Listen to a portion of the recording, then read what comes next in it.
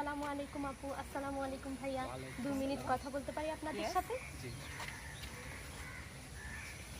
আপু, আমি শর্মিলা ইয়াসমিন বিথি, দেশনেত্রী বেগম খালেদা জিয়া হল সংসদ থেকে নির্বাহী সদস্য পদপ্রার্থী। হাতের আঙ্গুল 5, আমার ব্যালট নাম্বার 5। ঠিক এভাবে মনে রাখবেন। আর আপনাদের দোয়া ও সহযোগিতা কামনা করছি। আপনি নির্বাহী সদস্য পদপ্রার্থী হলে কী করবেন? আমি নির্বাহী সদস্য পদপ্রার্থী হলে মূলত কাজ করব, যেহেতু আমি একজন অনাবাসিক, আমি চেষ্টা করব অনাবাসিকদের প্রতিনিধি হিসেবে কাজ করার।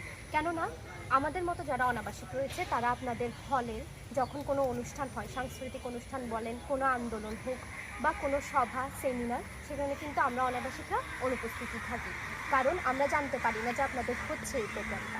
তো এখন যখন আমি প্রতিনিধি হিসেবে কাজ করব, তখন আমি অনাবাসিক এবং আবাসিকদের একটা মেলবন্ধন তৈরি করার চেষ্টা করব, তারা যাতে এই প্রোগ্রাম অনুষ্ঠান সব কিছুতে স্বতঃস্ফূর্তভাবে অংশগ্রহণ করে, সেটাই আমার মূল লক্ষ্য হবে।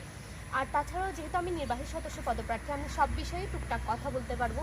তো আপনাদের যত যাবতীয় সমস্যা, খাদ্যের সমস্যা বলেন, খাদ্যের মান বৃদ্ধি বলেন, যে কোনো সমস্যা, হলে সিট নিয়ে, সকল সমস্যা নিয়েই আমি কার্যকরী পরিষদে মূলত ব্যাপারগুলো উত্থাপন করব। ঠিক আছে আপু, ধন্যবাদ। আচ্ছা, ঠিক আছে আপু। আপু আপনারটা বিঘা আচ্ছা, আসসালামু আলাইকুম। আসসালামু আলাইকুম।